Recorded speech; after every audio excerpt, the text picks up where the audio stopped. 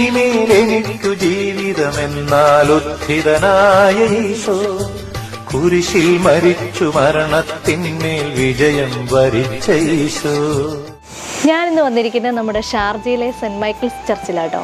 ഞാൻ എന്തുകൊണ്ടാണ് വന്നതെന്ന് ചോദിച്ചാലുണ്ടല്ലോ, എനിക്ക് നമ്മുടെ 50 നോമ്പ് ആചാരങ്ങളും ഒക്കെ ആയിട്ട് ഒരുപാട് സംശയങ്ങളുണ്ട്. പ്രത്യേകിച്ച് ഇന്നത്തെ തലമുറയോട് നമ്മുടെ മക്കളോടൊക്കെ ചില കാര്യങ്ങളെക്കുറിച്ച് നമ്മൾ ചെയ്യണം അല്ലെങ്കിൽ ഇങ്ങനെ അനുഷ്ഠിക്കണം എന്നൊക്കെ പറയുമ്പോൾ വൈ എന്നൊരു ക്വസ്റ്റ്യൻസ് ഉണ്ടാവാറുണ്ട്. അത് നമ്മുടെ തലമുറയിലും ഉണ്ടായിട്ടുണ്ടെങ്കിൽ പോലും ഇപ്പോഴത്തെ കുട്ടികളോട് നമുക്ക് ചില ചോദ്യങ്ങൾക്കൊക്കെ ഉത്തരം എങ്ങനെ പറയണം എന്ന് പോലും സംശയങ്ങളുണ്ട്. അപ്പോൾ അതിൻ്റെ കുറച്ച് സംശയങ്ങൾ ചോദിക്കാനും അതൊന്ന് കറക്റ്റായ ഒരു ആൻസർ കിട്ടാനും ഒക്കെ എൻ്റെ അതിൽ വളരെ കുറച്ച് കാര്യങ്ങൾ മാത്രം ഞാൻ നമ്മുടെ അച്ഛൻ്റെ അടുത്ത് ചോദിക്കാനായിട്ടാണ് വന്നിരിക്കുന്നത്. അപ്പം ഞാൻ എത്തിയിരിക്കുന്നത് നമ്മുടെ ഷാർജ സെൻറ്റ് മൈക്കിൾസ് ചർച്ചിലെ മലയാളം പാരിഷ് കമ്മ്യൂണിറ്റിയിലെ നമ്മുടെ ജോണസിൻ്റെ അടുത്താണ്. അച്ഛൻ നല്ലൊരു അടിപൊളി പാട്ടുകാരൻ കൂടിയാണ്. അച്ഛൻ ഇവിടെ വന്നിട്ട് നാട്ടിൽ നിന്ന് ഇങ്ങോട്ടേക്ക് വന്നിട്ട് അധികം ആയിട്ടില്ല, 6 മാസത്തിൽ ജസ്റ്റ് 6 മാസം ആയിട്ടേ ഉള്ളൂ. അപ്പോൾ അതുകൊണ്ടൊക്കെ തന്നെ അച്ഛന് നാട്ടിലെ ഒരുപാട് ഓർമ്മകളും ഇവിടെ വന്നിട്ടുള്ള പുതിയ പുതിയ അനുഭവങ്ങളും ഒക്കെ ഉണ്ടാവും. അപ്പോൾ നമുക്ക് വിശേഷങ്ങളും അതിനോടൊപ്പം തന്നെ എൻ്റെ സംശയങ്ങളും ഒക്കെ നമുക്ക് ചോദിക്കാം. അച്ഛാ ശംശയ്ക്ക് സ്വീകരിക്കട്ടെ. അച്ഛാ, നമ്മുടെ പഴയ നിയമത്തിലെ പെസഹായും പുതിയ നിയമത്തിലെ പെസഹായും തമ്മിൽ കുറേയൊക്കെ ആചാരങ്ങൾക്ക് വ്യത്യാസം സംഭവിച്ചുകൊണ്ടിരിക്കുന്നുണ്ട്. അപ്പോൾ ആ ഒരു വ്യത്യാസം എന്തൊക്കെയാണെന്നൊന്ന് പറയാമോ? ഞാൻ മനസ്സിലാക്കുന്നതനുസരിച്ച് പഴയ നിയമത്തിലെ പെസഹ എങ്ങനെ ആചരിക്കണമെന്ന് കൃത്യമായിട്ട് നിർദ്ദേശം കൊടുത്തിട്ടുണ്ട്. നമ്മൾ പഴയ നിയമ വായനകളിലൊക്കെ ഈ ദിവസങ്ങളിൽ പ്രത്യേകിച്ച് നമ്മൾ വലിയ ആഴ്ചയിലെ വായനയിലൂടെ കടന്നു പോകുമ്പോൾ അത് കൃത്യമായിട്ട് നമ്മൾ വായിക്കുന്നുണ്ട്. എങ്ങനെയാണ് പഴയ നിയമ പെസഹ ആചരിക്കേണ്ടത് എന്ന് കൃത്യമായിട്ട് പറയുന്നുണ്ട്. അത് പുളിപ്പില്ലാത്ത അപ്പത്തിൻ്റെ തിരുനാളാണ്. അതുപോലെ നിങ്ങൾ ആടിനെ കൊന്ന് അതിൻ്റെ ജലം കട്ടിളപ്പടിയിൽ തളിക്കണം. അത് തളിച്ച വീടുകൾ കാണുമ്പോഴേക്കും ദൂതൻ കടന്നു പോകുമ്പോഴേക്കും ആ വീടുകളെ ശിക്ഷയിൽ നിന്ന് ഒഴിവാക്കുമെന്നൊക്കെ പറഞ്ഞ് വലിയൊരു നരേഷൻ തന്നെ പഴയ നിയമത്തിലെ പെസഹായുമായി ബന്ധപ്പെട്ട് കിടപ്പുണ്ട്. പുതിയ നിയമത്തിലേക്ക് വരുമ്പോഴേക്കും കൃത്യമായിട്ട് യേശുവിൻ്റെ അന്ത്യത്താഴം തന്നെയാണല്ലോ പെസഹ. വിശുദ്ധ കുർബാനയുടെ സ്ഥാപനമാണ് പുതിയ നിയമത്തിലെ പെസഹായിൽ നമ്മൾ പ്രധാനമായിട്ടും അനുസ്മരിക്കുക. അച്ഛാ, ഈ നമ്മുടെ പെസഹ വ്യാഴാഴ്ച എന്ന് പറയുമ്പോൾ പെട്ടെന്ന് ഏത് ക്രിസ്ത്യാനികൾക്ക് ഓർമ്മ വരുന്നൊരു പാട്ടാണ് നമ്മുടെ താലത്തിൽ വെള്ളമെടുത്തു എന്നുള്ള പാട്ട്. അച്ഛനെ പോലെയുള്ള ഒരാളെ കിട്ടിയ സ്ഥിതിക്ക് ഒരു 2 വരിയെങ്കിലും പാടിക്കാതെ അടുത്ത് ചോദ്യത്തിലേക്ക് കിടക്കുന്നത് ശരിയല്ല. അപ്പോൾ അതിൻ്റെ ഒരു 4 വരി ഒന്ന് പാടാവും. നമ്മൾ സാധാരണ പെസഹ വ്യാഴാഴ്ച 12 പേരുടെ കാല് കഴുകുന്ന ശുശ്രൂഷയിൽ നമ്മൾ പാടുന്ന പാട്ടാണല്ലോ താലത്തിൽ വെള്ളമെടുത്തു. എല്ലാവർക്കും ഓർമ്മയിൽ എല്ലാ കാലവും നിലനിൽക്കുന്ന ഒരു ഏത് കുഞ്ഞു പിള്ളേരുടെ മനസ്സിലും പെസഹ വ്യാഴം എന്ന് പറഞ്ഞാൽ വേഗം ഈ പാട്ട് മനസ്സിലാവും. അതിൻ്റെ ഒരു 4 വരി പാടാം. താലത്തിൽ വെള്ളമെടുത്തു വെൺകച്ചയും ചുറ്റി മിശിഹാതൻ ശിഷ്യന്മാരുടെ പാദങ്ങൾ കഴുകി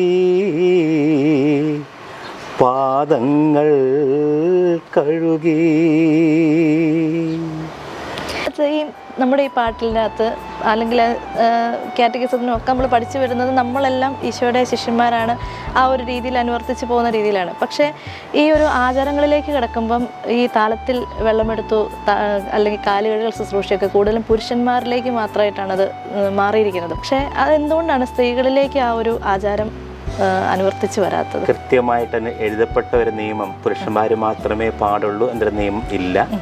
അതിന് 1-2 പാരമ്പര്യമായിട്ട് നമുക്ക് നിർദ്ദേശിക്കാൻ പറ്റാവുന്ന സാധ്യതകൾ ഇതാണ്.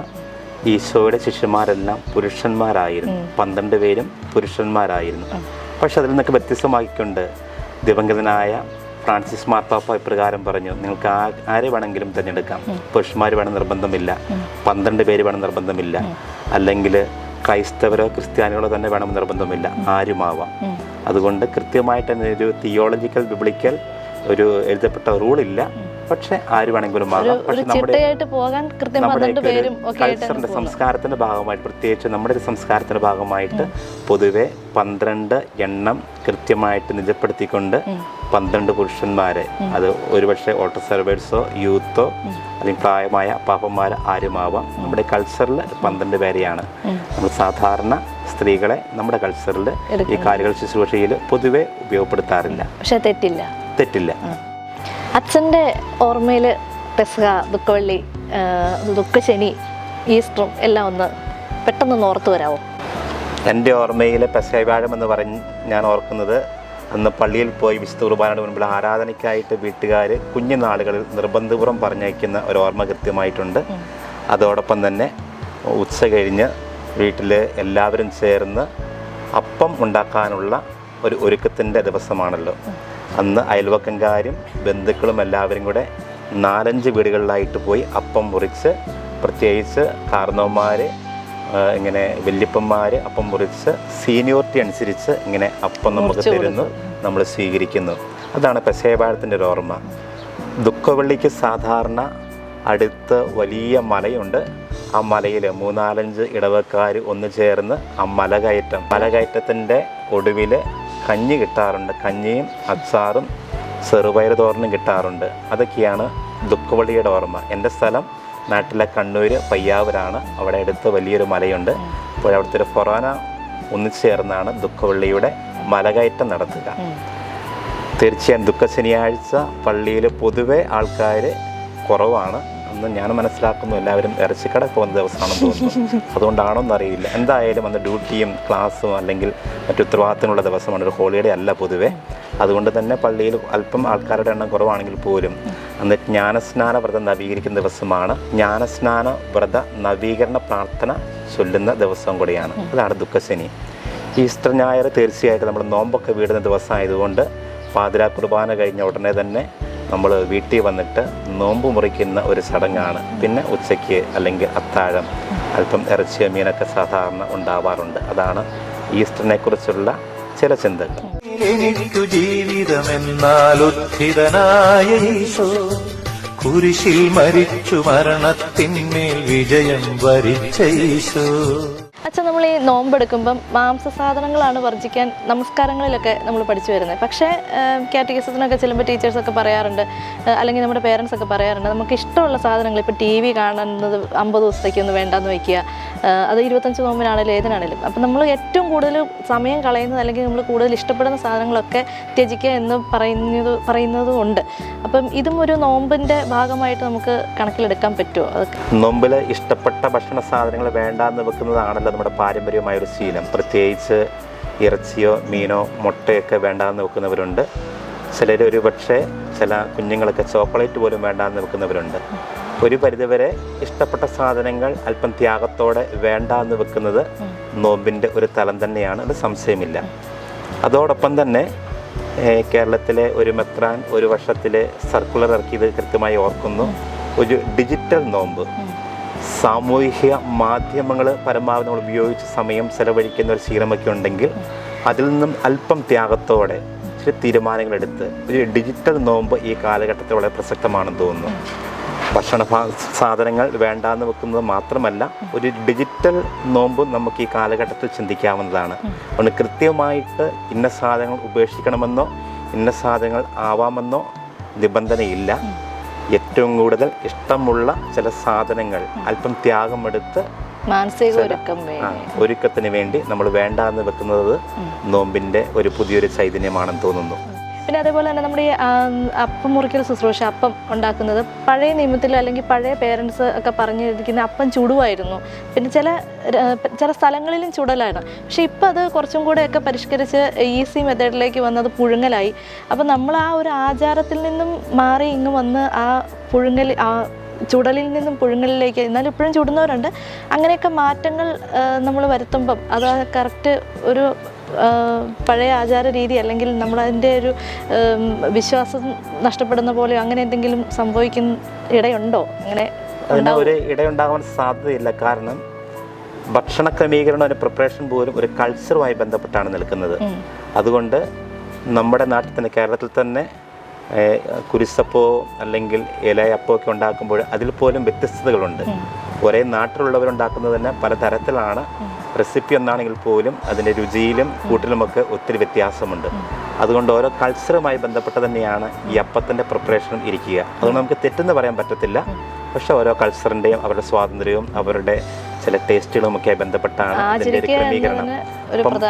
അപ്പോൾ അതിൻ്റെ കോമൺ മെനു ഒന്നാണ്, പക്ഷേ അതിൻ്റെ ഉണ്ടാക്കി വരുമ്പോഴേക്കും അതിൻ്റെ രുചിയിൽ അല്പം വ്യത്യസ്തതകളൊക്കെ ഉണ്ടെങ്കിൽ പോലും അതിനെ വലിയ ഗൗരവമായിട്ട് എടുക്കേണ്ടതാണ് തോന്നുന്നത്. അച്ഛാ, അതുപോലെ നമ്മുടെ പെസഹ വ്യാഴത്തിൻ്റെയും ദുഃഖവെള്ളിയുടെയും ദുഃഖശനി ഈ ദിവസങ്ങളിലെല്ലാം ഉള്ള ഓരോരോ പാട്ടുകൾ അല്ലെങ്കിൽ ആചാരങ്ങളൊക്കെ കൂടുതലും നമ്മൾ പള്ളികളിൽ നിന്ന് തന്നെയാണ് മനസ്സിലാക്കിയെടുക്കുന്നത്. കുട്ടികളൊക്കെ ആണെങ്കിൽ എത്ര വലിയവരാണെങ്കിലും ആരായാലും. പക്ഷേ അതിൻ്റെ എല്ലാം ഇടയിൽ നടക്കുന്ന ഒരു കാര്യമുണ്ട്, ഒരു പാന പാടുക എന്ന് പറയുന്നത്. അത് പക്ഷേ നമ്മുടെ പള്ളികളിലോ അല്ലെങ്കിൽ ഇപ്പോൾ ഒന്നും വീടുകളിൽ പോലും അത് കേൾക്കുന്നില്ല. ഇപ്പോഴത്തെ തലമുറയിലെ കുട്ടികൾക്ക് പാന എന്താണെന്ന് പോലും അറിയില്ല. അതെന്തുകൊണ്ടാണ് ആ ഒരു ചടങ്ങ് മാത്രം, ആ ഒരു ആചാരം മാത്രം ഒതുങ്ങി നിൽക്കുന്നത്, അത് പുറത്തേക്ക് ചെയ്യാത്തത്? ഞാൻ മനസ്സിലാക്കുന്നതനുസരിച്ചാണെന്നുണ്ടെങ്കിൽ എൻ്റെയൊക്കെ കുട്ടിക്കാലത്ത് പാന എൻ്റെ വീട്ടിലെ കാർന്നവന്മാരും ഗ്രാൻഡ് പേരൻസും ഒക്കെ ഒരുമിച്ച് കൂടി പാടിയിരുന്നു. അതൊരു പ്രത്യേക എക്സ്പീരിയൻസ് ആയിരുന്നു. പക്ഷെ പുതിയ തലമുറയ്ക്ക് അത് കാർന്നവന്മാർ പകർന്നു കൊടുക്കാനായിട്ട് കൈമോശം വന്ന ഒരു കാര്യം അതാണെന്നാണ് ഞാൻ മനസ്സിലാക്കുന്നത്. പള്ളികളിൽ ചില ഇടങ്ങളിൽ പാടാറുണ്ട്, പക്ഷേ ഞങ്ങളുടെയൊക്കെ നാട്ടിൽ സാധാരണ വീടുകളിലാണ് ഒരുമിച്ച് കൂടി പാന പാടിക്കൊണ്ടിരുന്നത്. അത് ആ ദിവസത്തിൻ്റെ പ്രാധാന്യത്തെ ഇങ്ങനെ വെളിപ്പെടുത്തുന്ന രീതിയിലാണ് അതിൻ്റെ വാക്കുകൾ കിടക്കുക. ഇന്നത്തെ തലമുറയ്ക്ക് നമ്മുടെ കാർന്നവന്മാരായിട്ട് പകർന്നു കൊടുക്കാനായിട്ട് കൈമോശം വന്ന ഒരു പ്രധാനപ്പെട്ട ഒരു കാര്യം പുത്തൻ പാന. അർണോസ് പാതിരി രചിച്ചതാണല്ലോ പുത്തൻ പാന. പക്ഷേ അറിഞ്ഞോ അറിയാതെയോ അത് കൈമോശം വരുന്നു പോകുന്നുണ്ടോ എന്ന് സംശയിക്കുന്നു. ഇപ്പോൾ കാർന്നവന്മാർക്കും ചെറുപ്പക്കാരായ കാർന്നവന്മാർക്കൊക്കെ പലർക്കും അതിന് ട്യൂൺ അറിയില്ല, അതിൻ്റെ ലിറിക്സ് അറിയില്ല, അങ്ങനെ പുസ്തകം തന്നെ കിട്ടാറുണ്ടോ എന്ന് സംശയം. പക്ഷേ കേരളത്തിലെ ചില ഇടവുകളിലും അല്ലെങ്കിൽ ചില കുടുംബങ്ങളിലും ഇന്നും ഇത് അനുവർത്തിച്ച് പോരുന്നുണ്ട് എന്ന്. ദുഃഖവെള്ളിയാഴ്ച, പെസഹ വ്യാഴമുണ്ട്, ദുഃഖവെള്ളിയുണ്ട്. ഓരോ ദിവസത്തിനും അതിൻ്റെതായ വ്യത്യസ്തമായ പാനകളാണുള്ളത്. പേരുകൾ അങ്ങനെ തന്നെയാ? പേരുകൾ ഒന്ന് എനിക്ക് തോന്നുന്നു മാതാവിൻ്റെ വ്യാകുലമാണെന്ന് തോന്നുന്നു ഒരു ദിവസം. എനിക്ക് കൃത്യം ഓർമ്മയില്ല. ഞാൻ പറഞ്ഞല്ലോ, കാർന്നവന്മാരായിട്ട് ചിലപ്പോഴെങ്കിലും കൈമോശം വന്നിരിക്കുന്ന ഒരു കാര്യമാണ്. പക്ഷെ ചില ഇടങ്ങളിലും ചില കുടുംബങ്ങളിൽ ഇന്നും അത് പ്രാക്ടീസ് ചെയ്യപ്പെടുന്നുണ്ടെന്നുള്ളത് വളരെ സന്തോഷം തോന്നുന്നു. ഓക്കെ അച്ഛാ, നമ്മൾ പേരൻസ് ഒക്കെ പറഞ്ഞു കേട്ടിട്ടുണ്ട് അല്ലെ, ഇപ്പം നമ്മൾ അനുവർത്തിച്ച് പോകുന്നത് അങ്ങനെയാണ്. നമ്മുടെ വീട്ടിലെ ഏറ്റവും അടുത്ത ബന്ധുക്കൾ ആരെങ്കിലും മരണപ്പെട്ടിട്ടുണ്ടെങ്കിൽ ആ വർഷം നമ്മൾ പെസഹ ആചരിക്കാറില്ല, അല്ലെങ്കിൽ അപ്പം പുഴുങ്ങാറില്ല മെയിനായിട്ടും. അത് എന്തുകൊണ്ടാണ് അങ്ങനെ ഒരു ആചാരം നമ്മൾ നിലനിർത്തിക്കൊണ്ട്? കൃത്യമായിട്ടൊരു എഴുതപ്പെട്ട നിയമമൊന്നും അങ്ങനെ ഇല്ല. പക്ഷെ നമ്മൾ പാരമ്പര്യമായിട്ട് പ്രത്യേകിച്ച് കാർന്നവന്മാർ മുഖാന്തരം പാലിച്ചു വന്നിരുന്ന ഒരു കസ്റ്റമാണ്. നമ്മൾ പൊതുവെ ആരെങ്കിലും മരണപ്പെട്ടാൽ, അടുത്ത ബന്ധുക്കളിൽ ആരെങ്കിലും മരണപ്പെട്ടാൽ പോലും ആ ഭവനത്തിൽ നമ്മളപ്പം പുഴുങ്ങാറില്ല. പക്ഷെ സാധാരണ നമ്മുടെയൊക്കെ ബന്ധങ്ങളുടെയൊക്കെ ഒരു തീഷ്ണത അനുസരിച്ച് അയൽവക്കത്തുനിന്നോ അകന്ന ബന്ധുക്കളോ ആരെങ്കിലും പുഴുങ്ങിയ അപ്പം കൊണ്ട് ആ ഭവനങ്ങൾ കൊടുക്കാറുണ്ട്. അപ്പോൾ അവർക്ക് ആ ഒരു കുറവ് സാധാരണ തോന്നാറില്ല. അതൊരു ആഘോഷത്തിൻ്റെ തലം വേണ്ട എന്ന് വെക്കുന്നത് കൊണ്ടാവണം ഒരുപക്ഷെ മിക്കവാറും ഇങ്ങനെയുള്ള മരണം നടന്ന വീടുള്ള അപ്പം പുഴുങ്ങാറില്ലാത്തത്. എന്തായാലും ഒരു കാര്യം ഉറപ്പാണ്, അതിനൊരു ബിബ്ലിക്കൽ തിയോളജിക്കൽ എഴുതപ്പെട്ട നിയമങ്ങളോ ഒന്നും ഇല്ല എന്നുള്ളതാണ് എൻ്റെ സത്യം. നമുക്ക് വേറൊരാൾ ഉണ്ടാക്കി തരുന്നത് മുറിക്കുന്നത് കൊണ്ടും പ്രത്യേകിച്ച് കുഴപ്പങ്ങളൊന്നും, വേറെ ഒരാൾ ഉണ്ടാക്കി തന്ന് നമ്മുടെ ഭവനങ്ങളിൽ എത്തുന്ന അപ്പം നമുക്ക് മുറിക്കുന്നുണ്ട് യാതൊരു കുഴപ്പവും ഇല്ല. ഈ പെസഹ അപ്പവും പെസഹ പാലുമാണ് നമ്മൾ ദുഃഖവെള്ളിയാഴ്ച ഭക്ഷിക്കുന്നത്. അന്ന് നമ്മളത് ചൂടാക്കാനോ തണുപ്പിക്കാനോ അങ്ങനെ വേറെ ഒന്നിലേക്ക് എന്ത് അവസ്ഥയിലായിരിക്കും ഇരിക്കുന്നത് അതാണ് നമ്മൾ കൂടുതലും കഴിക്കുന്നത്. അതൊന്ന് ആവി കയറ്റി ചൂടാക്കാൻ പോലും അങ്ങനത്തെ ഒന്നും ഇതിലേക്ക് മാറാതെ എന്തുകൊണ്ട് അങ്ങനെ? നമ്മൾ ദുഃഖവെള്ളിയാഴ്ച ഉപവാസ ദിവസമാണ്, ഈശോ മരിച്ച ദിവസമായതുകൊണ്ട്. അതുകൊണ്ട് തന്നെ നമ്മൾ മറ്റ് ഭക്ഷണ പദാർത്ഥങ്ങളൊന്നും ഭവനങ്ങൾ ഉണ്ടാക്കാറില്ല. സാധാരണ ദുഃഖവെള്ളിയാഴ്ച നമ്മൾ പള്ളിയിൽ ശുശ്രൂഷയ്ക്ക് പോകുന്നതിന് മുൻപോ അതിന് ശേഷമോ നമ്മൾ തലേ ദിവസത്തെ ഈ അപ്പവും പാലും കുടിച്ചിട്ടും കഴിച്ചിട്ടുമൊക്കെയാണ് സാധാരണ പോവുക.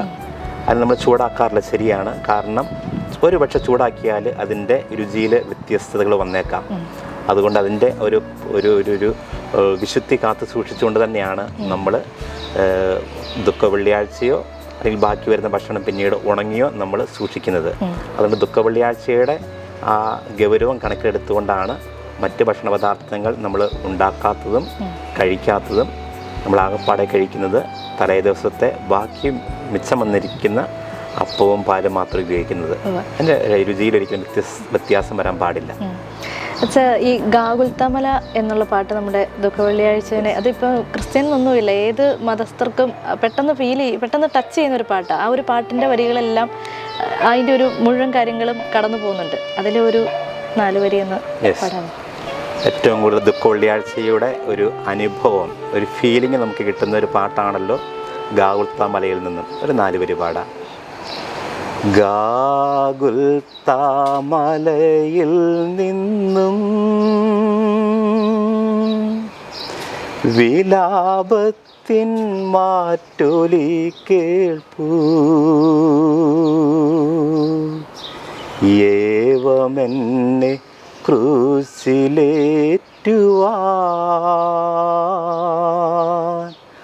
അപരാധമെന്തു ഞാൻ ചെയ്തു. ഇനിമേലെനിക്കു ജീവിതമെന്നാൽ ഉദ്ധിതനായ ഈശോ കുരിശിൽ മരിച്ചു മരണത്തിന്മേൽ വിജയം വരിച്ച ഈശോ. നമ്മൾ പെസഹവ്യാഴം കഴിഞ്ഞു, ദുഃഖവെള്ളി കഴിഞ്ഞു. ഇനി നമുക്ക് പതുക്കെ ദുഃഖശനിയിലേക്ക് കിടക്കാം.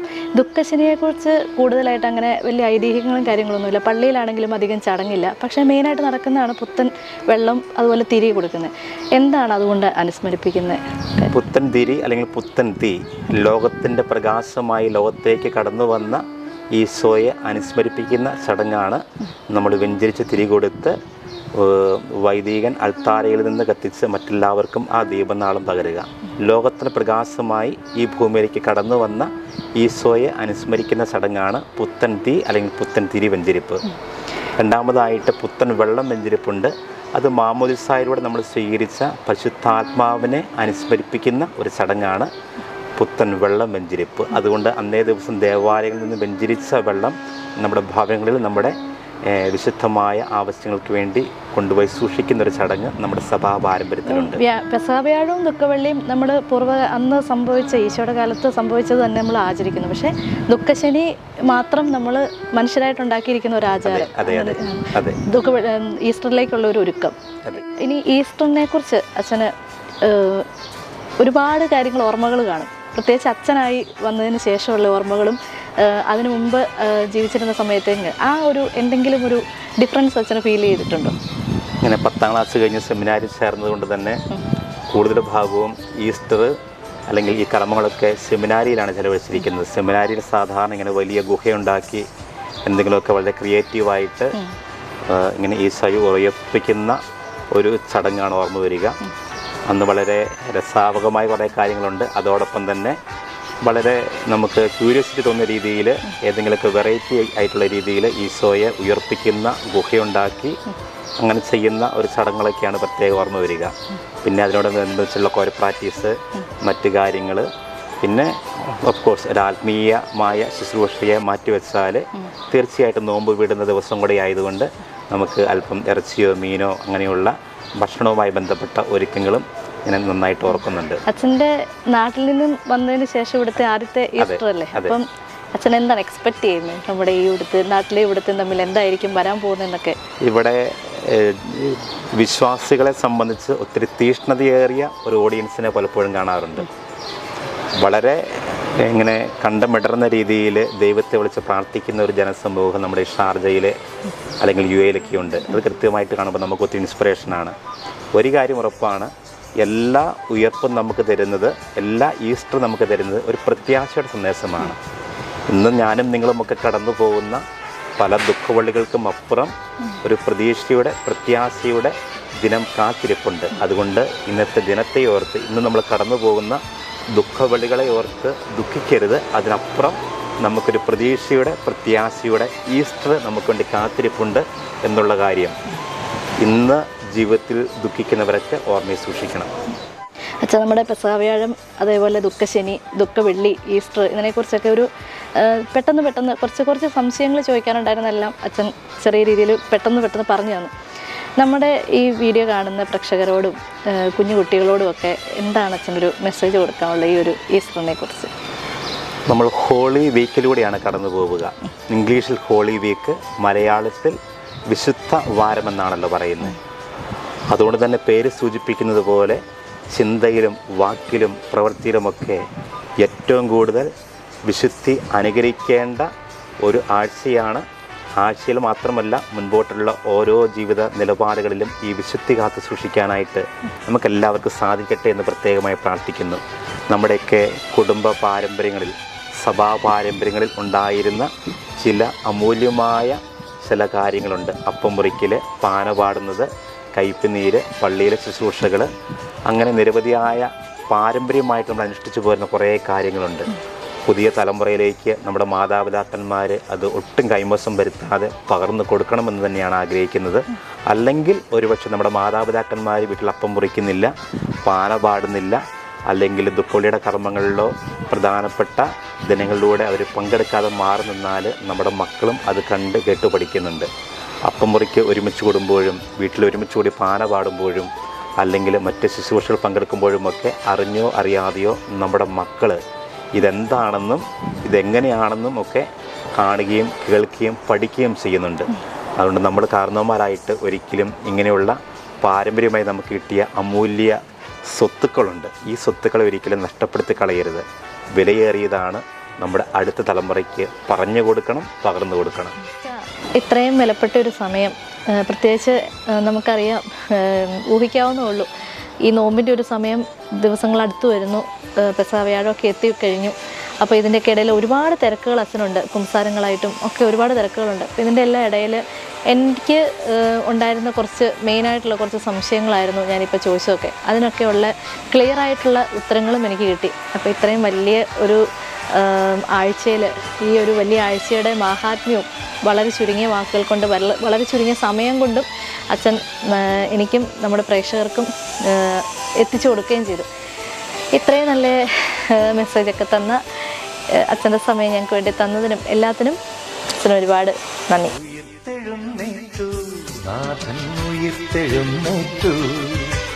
പാപത്തിന്റെ വിലങ്ങുകളെല്ലാം തകർത്തെഴുന്നേറ്റു, ഉയിർത്തെഴുന്നേറ്റു.